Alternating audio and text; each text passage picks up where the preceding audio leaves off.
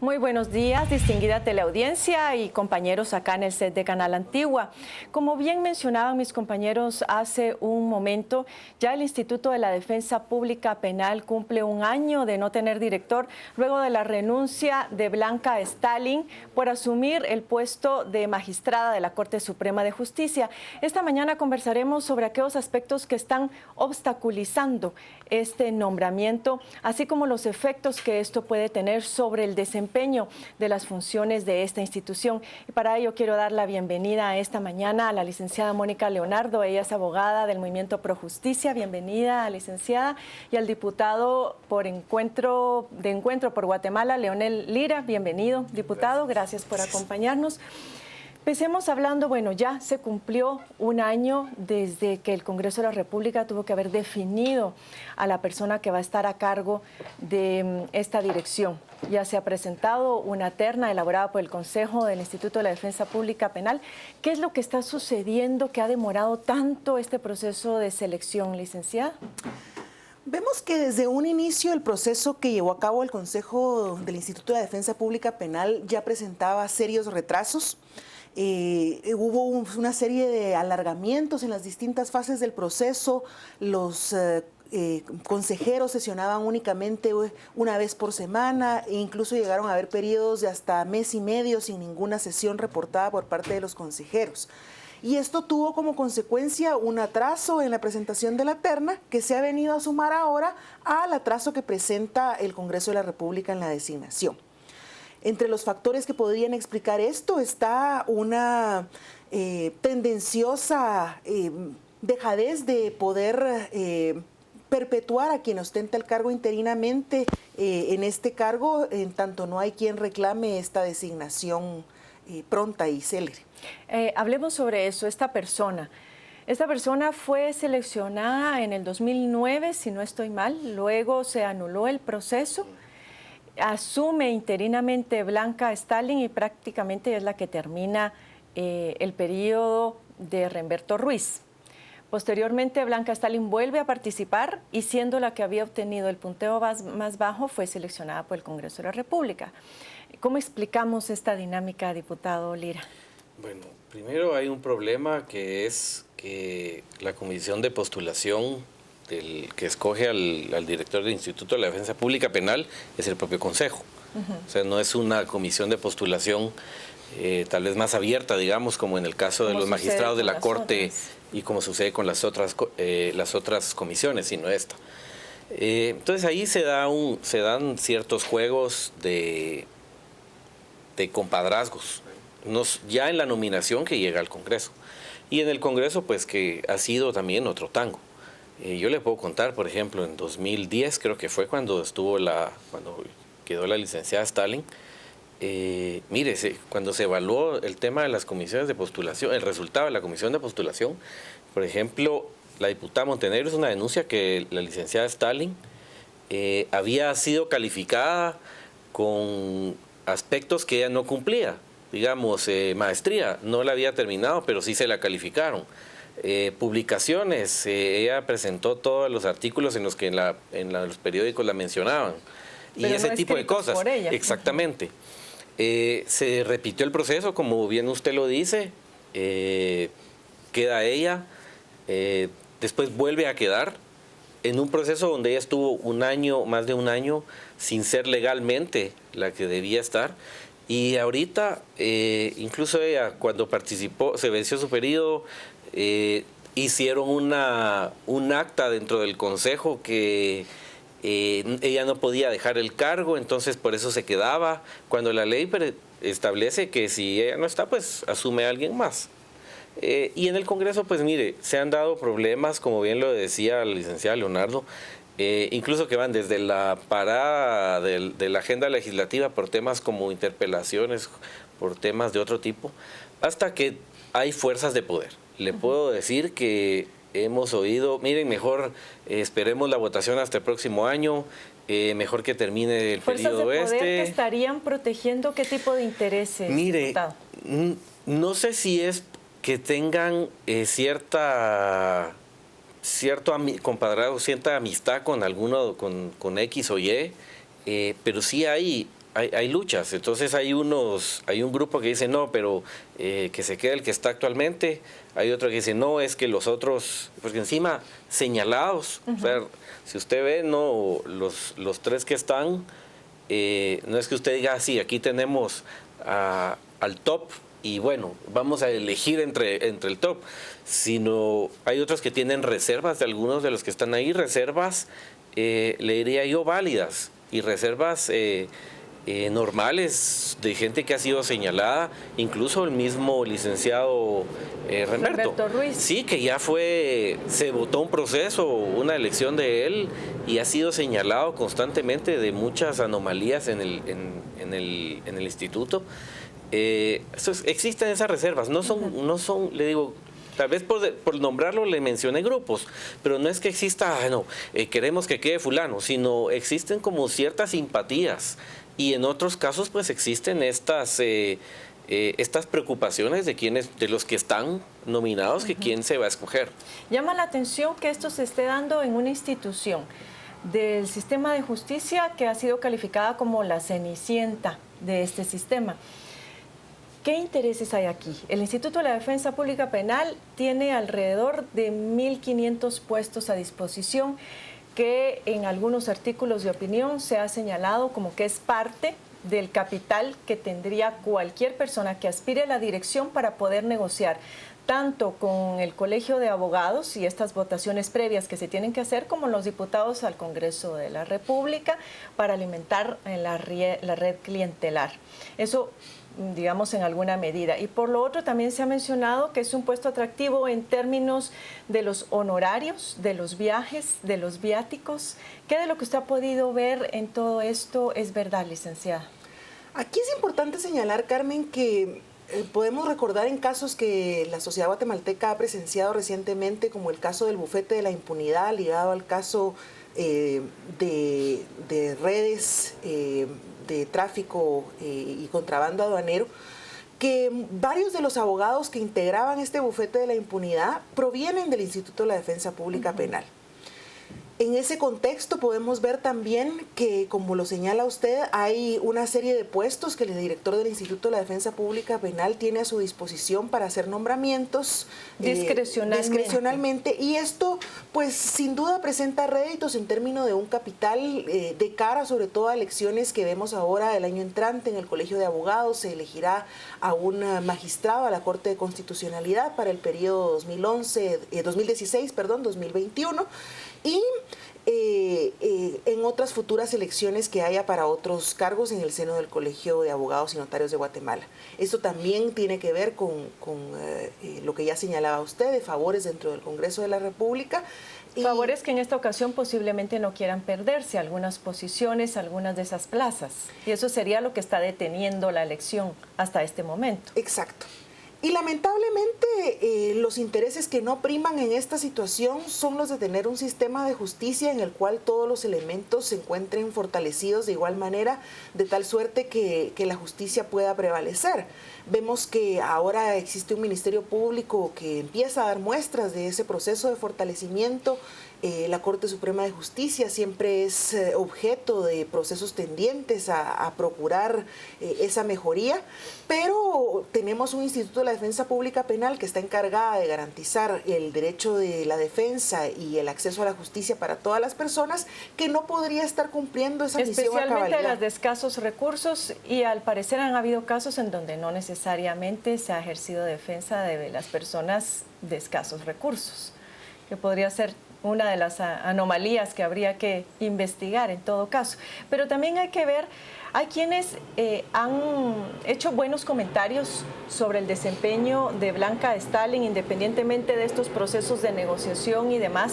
Al parecer, en un inicio, ella pues impulsó algunas medidas para fortalecer el instituto. medidas pues que han sido positivas, pero que se han visto obstaculizadas precisamente por este tipo de intereses. 10 años fueron los que ella estuvo en el Instituto de la Defensa Pública Penal e ingresó, según entiendo, en posiciones no directivas, sino prácticamente conociendo la institución desde abajo. A veces esto suele ser un poco como un arma de doble filo, porque llega a conocerse también la institución, a generarse tanto conecte, como solemos llamar los guatemaltecos, conectes en las instituciones de justicia que luego no resultan siendo más que tráfico de influencias y posible obstaculización de la justicia. ¿Cómo lo analiza, diputado? Mire, yo no puedo, sería injusto precisamente no reconocer que se han hecho cosas. No, definitivamente ha habido. El problema es que, como bien lo decía la licenciada Leonardo, hay situaciones de puestos y situaciones del manejo interno que no les sabría decir yo si fueron a conciencia que se hicieron mal o si realmente ella no se dio cuenta. Pero mire, por ejemplo, yo he estado haciendo un análisis y una investigación desde hace mucho tiempo en el tema de los abogados que se contratan en la defensa pública penal, pero que son externos. O sea, no los de planta, sino los que se contratan externos. Mire, usted ve ahí una mafia, literalmente una mafia en la cual gente que cobra doble, le pagan honorarios por trabajos. Siendo que el presupuesto es de los más bajos. Sí, pero mire, digamos, le voy a poner ejemplo. Atienden está el reporte y dice que en la fecha, digamos, 1 de febrero, acompañó a la licenciada Leonardo a una audiencia en el organismo judicial porque ella está en un proceso de pedir pensión alimenticia. Le voy a poner un ejemplo. Y de ahí aparece otro reporte, eso fue el 1 de febrero, aparece otro reporte donde el 15 de febrero atiende a la licenciada Leonardo para conocer que ella tiene un problema y que quiere pedir la colaboración de la defensa pública penal porque tiene un problema de una pensión alimenticia. Mire, las cosas al revés, duplicación, hay mucha duplicación de pagos. Y aquí también tendría que ser la Contraloría General de Cuentas. Por supuesto, pero también tiene que pasar por el control del director de la Defensa Pública Penal. Y esos son los pecadillos, si le queremos llamar de alguna manera, que ha tenido, que tuvo la licenciada Stalin durante su administración al frente de la Defensa Pública. Yo le repito, no puedo negar que sí se hicieron cosas, se modernizaron procesos, se le puso cierto dinamismo, eso no se puede negar. El problema es que esa cuota de poder que se maneja y eso que le permite esa flexibilidad y esa cintura es la que ha afectado al Instituto de la Defensa Pública Penal, que es algo, es un eslabón muy importante en la cadena de justicia. Ahora, diputado, ya recuerdo yo, la diputada Ninés Montenegro se le concedió un amparo. Eso fue hace unos meses. El jueves pasado se presenta otro, pues la Corte de Constitucionalidad resuelve un amparo provisional para que el Congreso de la República finalmente pueda conocer y decidir este nombramiento. ¿Realmente este amparo provisional obliga al Congreso de la República para reunirse antes de que termine el año y hacer esta elección? Porque algunos diputados mencionaban que no. Mire, yo no he tenido la oportunidad de leer la resolución de ese amparo. Tengo entendido que lo que se establece ahí es que obligan a que el Congreso sesione lo antes posible y en la primera fecha que haya factibilidad que sesione para que se haga esta elección. Le digo, esto ya lo tenemos nosotros también, por ejemplo, con el nombramiento del titular de RENAP de parte del Congreso. Y en ese caso yo presenté un amparo que también la Corte de Constitucionalidad me lo otorgó, donde obligan que el Congreso elija inmediatamente al representante del Congreso, el titular y el suplente ante el RENAP, y no se ha hecho. Y ese amparo mío fue en agosto. ¿Y eso no es sancionado de alguna manera, licenciada? Es decir, ¿el Congreso de la República puede asumir esa actitud prácticamente de ignorar las resoluciones de la Corte? Vemos aquí que es muy lamentable que haya congresistas que puedan pronunciarse en ese sentido, indicando que no están obligados a celebrar esta sesión y elegir al director del Instituto de la Defensa Pública Penal. No solo porque refleja un desconocimiento de las leyes y el procedimiento del amparo y el significado de un amparo provisional, sino porque refleja también estos intereses que hemos estado conversando esta mañana y la falta de voluntad para provocar un cambio positivo en las instituciones del sector justicia. Quien haya sido el amparista puede promover un recurso en queja ante la Corte de Constitucionalidad para promover que haya un efectivo cumplimiento de esa resolución de amparo provisional. Pero llama la atención también que haya transcurrido ya tanto tiempo desde ese primer amparo sin que haya una resolución definitiva. Así que también la Corte de Constitucionalidad debe inyectar celeridad a sus resoluciones. Pero si ha transcurrido un año, diputado, ahorita ya estamos 21 de diciembre. Empezando el mes de enero, aparentemente lo que va a ocupar toda la atención va a ser la toma de posesión del nuevo gobierno. Con lo cual es muy previsible que termine esta legislatura y no se haya electo al director de la Defensa Pública Penal. Y aunque tome posesión, la siguiente apenas va a estar empezando a empaparse de los asuntos del Congreso de la República. Es decir, ¿hay alguna idea, alguna noción de cuánto más pueda llegar a extenderse esta situación? No, la verdad le diría que no. Y hay factores como el que le explicaba ya anteriormente, que como los nominados no son el top y los nominados hay ciertas tachas inclusive de parte... ¿Podría cuestionarse eso como para que se vuelva a revisar esos nominados y empezar nuevamente de cero con el Consejo? El problema entonces es que habría que presentar un amparo para que la Corte votara esa nominación, esa terna. Y eso volvería a retrasar el proceso. Recordemos que así fue como sucedió la ocasión anterior, cuando se votó ya la elección del licenciado Remberto Ruiz.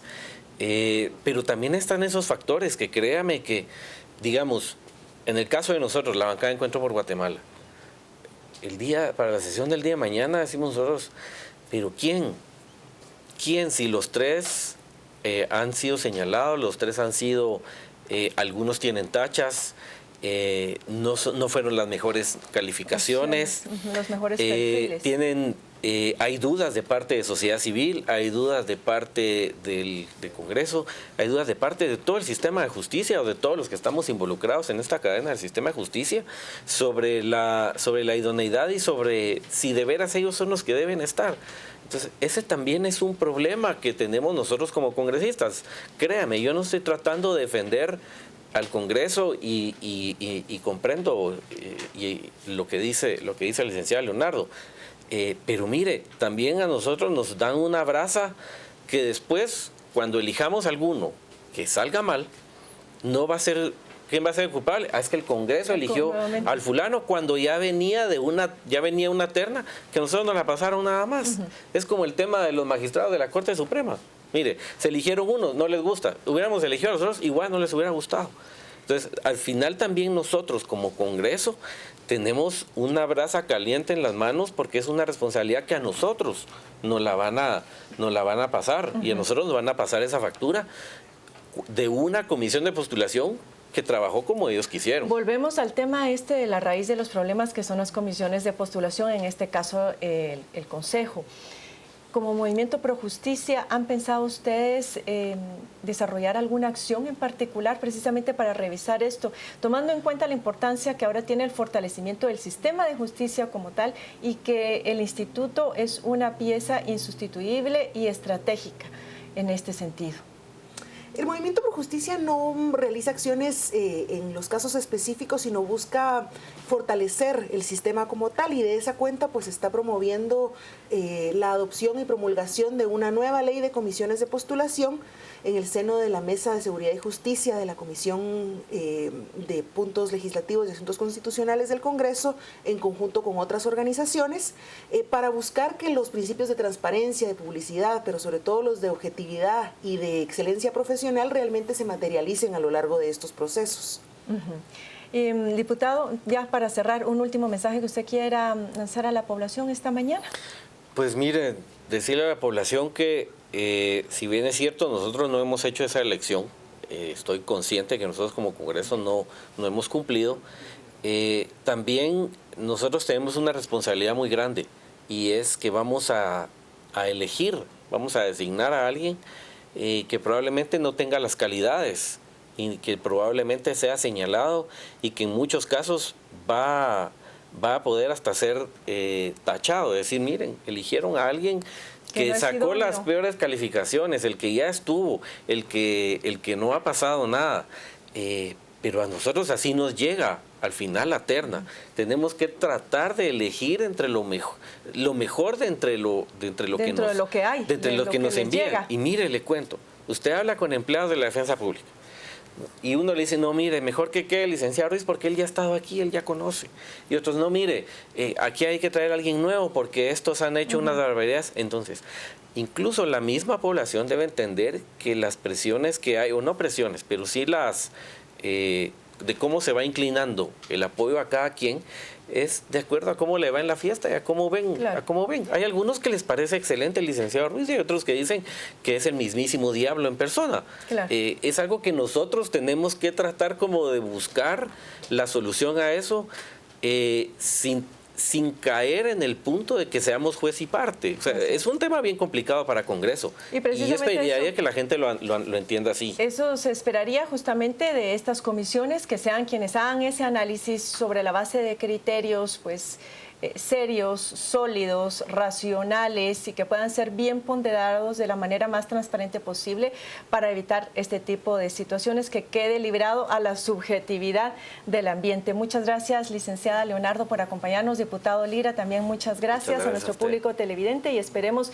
finalmente que la elección del nuevo director del Instituto de la Defensa Pública Penal pueda llegar a buen fin, no solamente por el fortalecimiento de nuestro sistema de justicia, sino también para no vulnerar los derechos de aquellos guatemaltecos que tienen necesidad de acceder a la justicia y necesitan de un defensor público y sin embargo no lo van a poder tener o no van a tener el más adecuado. Muchas gracias nuevamente. Nos vamos ahora nuevamente a la mesa principal con Mario y con Pietro.